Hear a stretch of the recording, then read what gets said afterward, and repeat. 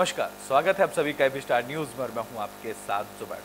तो चला अपना उत्तर प्रदेश का, जहां सबसे पहले बात करेंगे आगरा के सुलभ विहार की, जहां पर श्रीमद् भागवत कथा का आयोजन किया गया। बता दें कि आगरा के सुलभ विहार में एबी स्टार न्यूज के सीएमडी मनोज डूमरा श्रीमद् भागवत कथा का आयोजन करा रहे हैं। जिससे पहले आज सुबह सुलभ विहार पार्क में हर्षोल्लास के साथ कलश यात्रा निकाली गई। इस दौरान एबी स्टार न्यूज के सीएमडी मनोज डूमरा सपरिवार इस कलश यात्रा में शामिल हुए। बता दें कि सुलभ विहार पार्क में श्रीमद् भागवत कथा का आयोजन 9 दिसंबर से 15 दिसंबर तक किया जा रहा है, जो कथावाचक आनंद महाराज की तरफ से भागवत कथा जहां पर सुनाई जाएगी।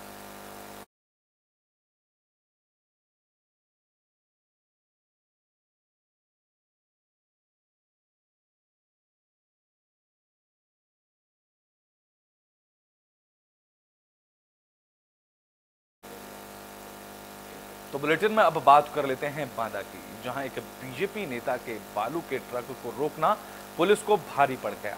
बता दें कि यूपी के बांदा में एक बीजेपी नेता के अवैध बालू से भरे ट्रक को रोकना पुलिसकर्मियों के लिए महंगा पड़ गया। सियासत में पैठ होने के कारण एक कॉल के बाद ही थाना के एसआई और 2 कांस्टेबल को सस्पेंड कर दिया गया। वहीं ड्राइवरों ने पुलिस पर दुर्व्यवहार का आरोप लगाया, जिसकी जांच सीओ सदर को भी सौंप दी गई। दरअसल जसपुर थाना क्षेत्र के अमारा गांव में अवैध भालू से भरे ट्रक को पुलिस ने पकड़ लिया। आरोप है कि इसी दौरान बीजेपी नेता का गुर्गा हिस्ट्री थाने में पहुंच गया। थाने में पहुंचकर उसने पुलिस के साथ हाथापाई की और उल्टा पुलिस पर ड्राइवर को झूठा केस में फंसाने का आरोप लगाते हुए थाना अध्यक्ष समेत 4 पुलिसकर्मियों को निलंबित करा दिया। जसपुर पुलिस ने पैलानी थाना क्षेत्र के खपटिया कला की बंद पड़ी बालू खदान से बालू ला रहे एक ट्रक को रोककर जब ट्रक का रवाना मांगा तो ड्राइवर ने पुलिस को धमकाते हुए बताया कि ये ट्रक एक बीजेपी नेता का है। इस पर पुलिस ने ड्राइवर से थाने चलने को कहा। ड्राइवर ने थाने जाने से पहले गाड़ी को मौके पर ही लॉक कर दिया, जिसकी चाबी लेकर ट्रक का खालसी मौके पर ही मौजूद रहा। बताया जा रहा है कि घटना के समय हमारा गांव में जसपुरा पुलिस गश्त कर रही थी, तभी वहां से एक ट्रक गुजर रहा था, जिसे एक दरोगा और सिपाही ने ट्रक को रोककर कागजात मांगे थे।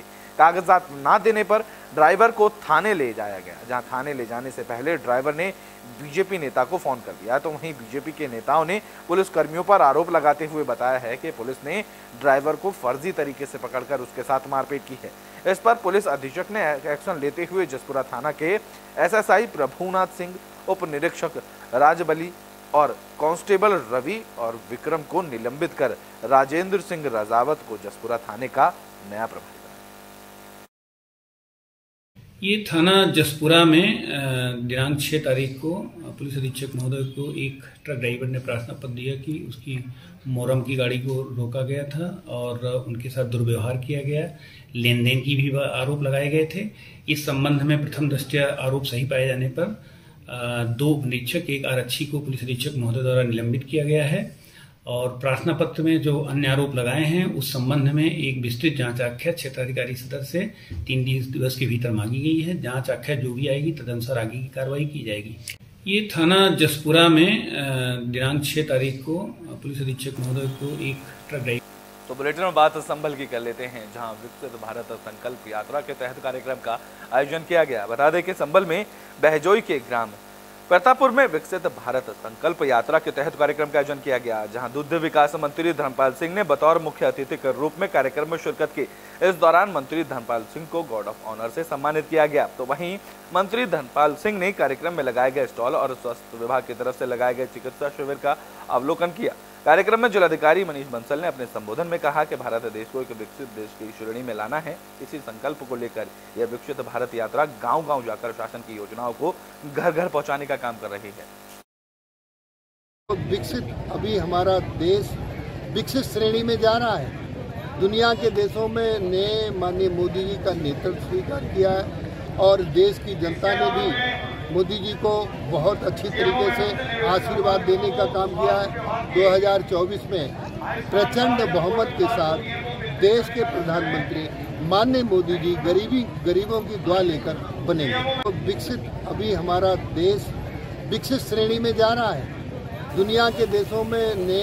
तो बुलेटिन में बात कर लेते हैं अब बागपत की, जहां एक वीडियो महिला को सीएम के निर्देशों का पालन करना महंगा पड़ गया।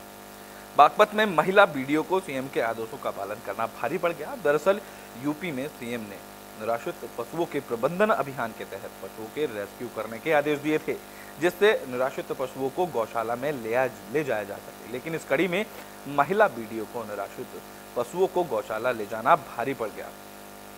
बता दें कि बड़ौत ब्लॉक के अंतर्गत छपरौली रोड पर महिला बीडीओ की तरफ से पशुओं को गौशाला ले जाया जा रहा था, तभी मौके पर पहुंचे विश्व हिंदू परिषद के कार्यकर्ताओं ने उन्हें घेर लिया।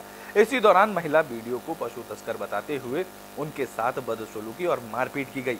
आरोप है कि इस दौरान विश्व हिंदू परिषद और बजरंग दल के कार्यकर्ताओं ने बीडीओ के साथ मारपीट की।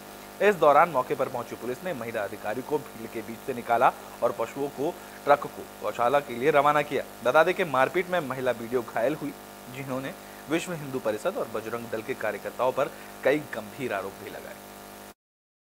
झड़पने लगे कि ये कहां से आई है, ये गो तस्कर है। मुझे बहुत कष्ट हुआ उस चीज का, मैं पूरी रात आज सोई नहीं हूँ इस चीज को सोचकर कि जो व्यक्ति एक चींटी भी नहीं मार सकता उसको गो तस्कर कहा जाए। पता नहीं किस किस समुदाय के लोगों ने इकट्ठे कर रखे थे और उनके द्वारा मेरे पर हमला करने की पूरी कोशिश थी। अगर शायद पुलिस ना आती तो मुझ पर हमला हो जाता। और मेरा ये जो आप देख रहे हैं ये चोट का निशान उन्हीं के द्वारा दिया गया है। अभी मैं जा रही हूँ, मेरे जाड़ में भी उन्होंने कोई मुक्का वुक्का कुछ लगाया किसी का हाथ, क्योंकि लोग बहुत सारे भीड़ में थे वहां पर। तो यहाँ पे मेरे को दर्द हो रहा है, मैं जाके डॉक्टर को जाके ट्रीटमेंट करूंगी। जो उन्होंने किया वो अच्छा नहीं किया। एक अधिकारी के साथ इस तरह का बिहेव करना, जो कि जनता की सेवा के लिए, गोवंश जो आवारा घूम रहे हैं उनसे किसानों को बहुत दिक्कत है। तो झड़पने लगे कि ये कहां से आई है, ये गो तस्कर है। मुझे बहुत कष्ट हुआ उस चीज का, मैं पूरी रात आज सोई नहीं हूँ इस चीज को सोचकर कि जो व्यक्ति एक चींटी भी नहीं मार सकता उसको गो तस्कर कहा जाए। पता नहीं किस किस समुदाय के लोगों ने इकट्ठे कर रखे थे और उनके द्वारा मेरे पर हमला करने की पूरी कोशिश थी। अगर शायद पुलिस ना आती तो मुझ पर हमला हो जाता। और मेरा ये जो आप देख रहे हैं ये चोट का निशान उन्हीं के द्वारा दिया गया है।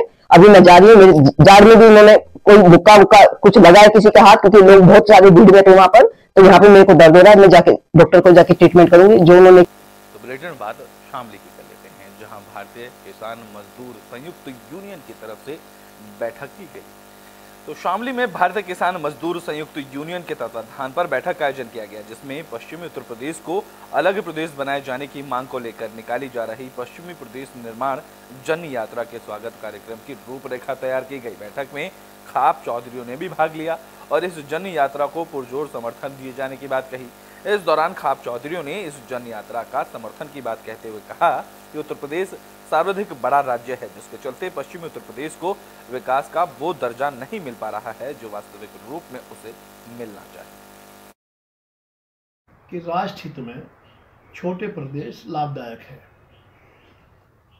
देश आज़ाद होने के बाद जितने छोटे प्रदेश बने वो सब खुशहाल है और वहाँ का नागरिक भी खुशहाल है।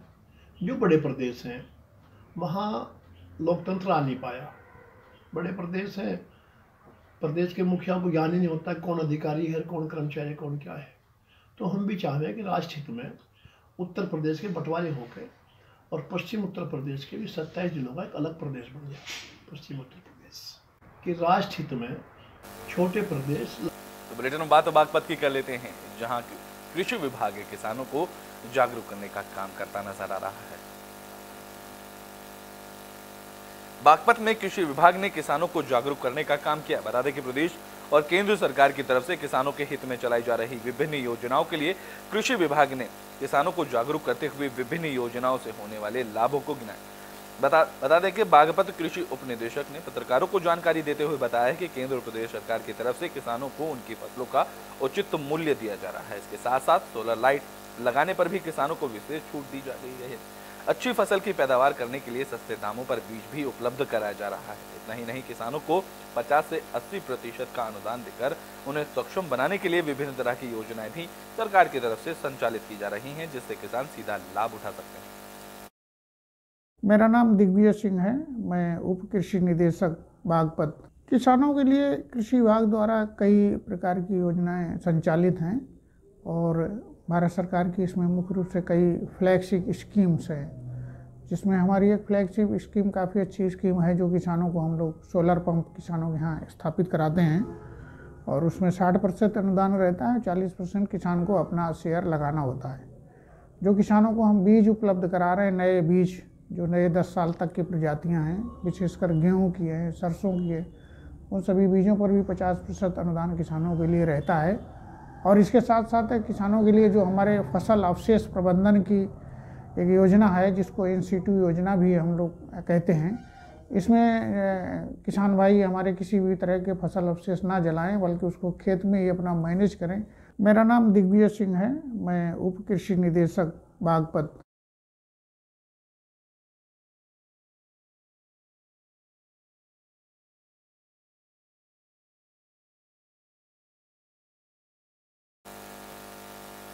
तो बुलेटिन में बात प्रयागराज की कर लेते हैं, जहां पर ग्राम कोर्टों में जजों की नियुक्ति की गई है। तो बता दें कि प्रयागराज में हाई कोर्ट प्रशासन ने नवगठित ग्राम न्यायालयों में न्यायाधिकारियों की नियुक्ति की। बता दें कि प्रयागराज सहित 3 जिलों में न्यायाधिकारियों की नियुक्ति की गई।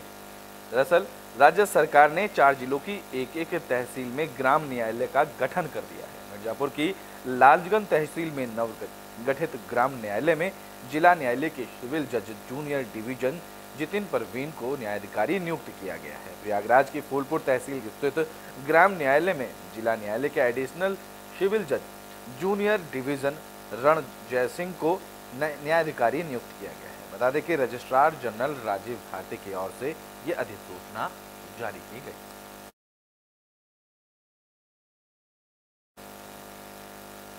तो बुलेटिन में बात मथुरा की कर लेते हैं, जहां पानी की समस्याओं को लेकर महिलाओं का प्रदर्शन देखने को मिला है।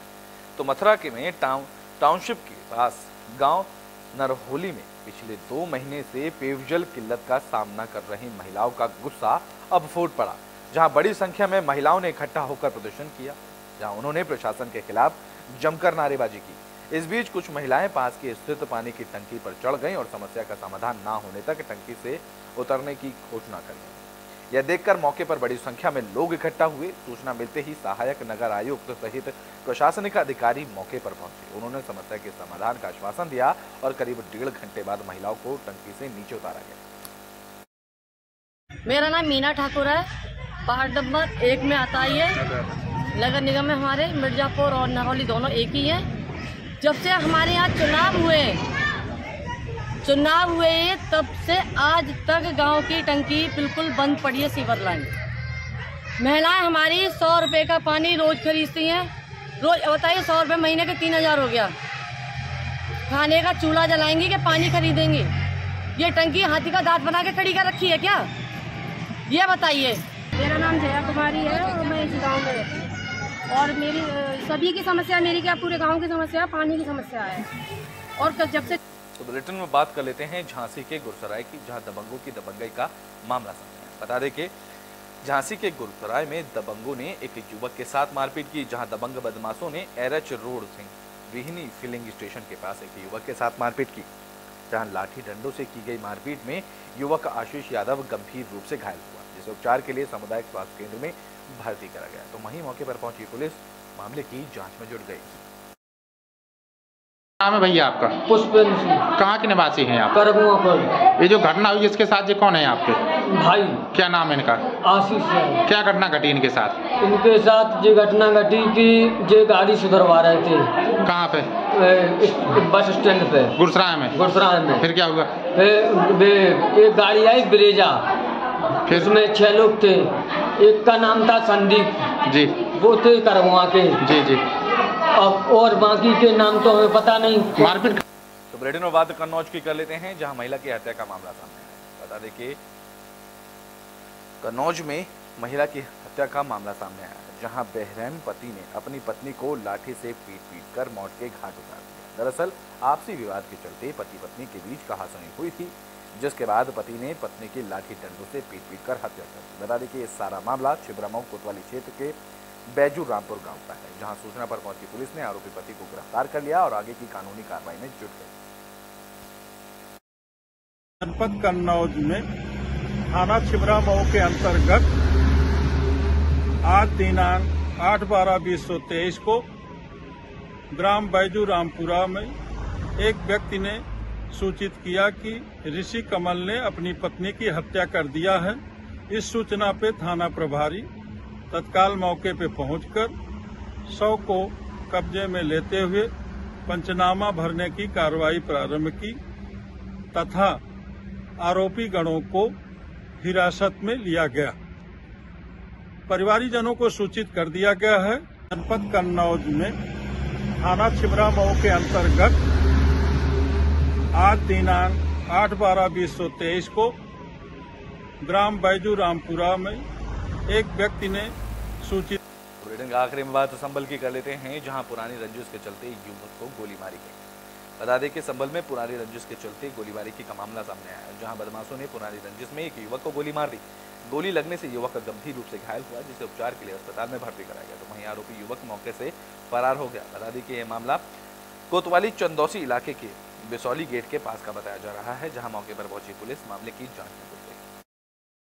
थाना चंदौसी के मोहल्ला बिसौली गेट के रहने वाले हरिओम मिश्रा को उसके पड़ोसी द्वारा 4 दिन पूर्व हुए विवाद के कारण आज गोली मारकर घायल कर देने की सूचना प्राप्त हुई, जिस पर थाना पुलिस फील्ड यूनिट के साथ मौके पर पहुंची। निरीक्षण घटनास्थल किया गया।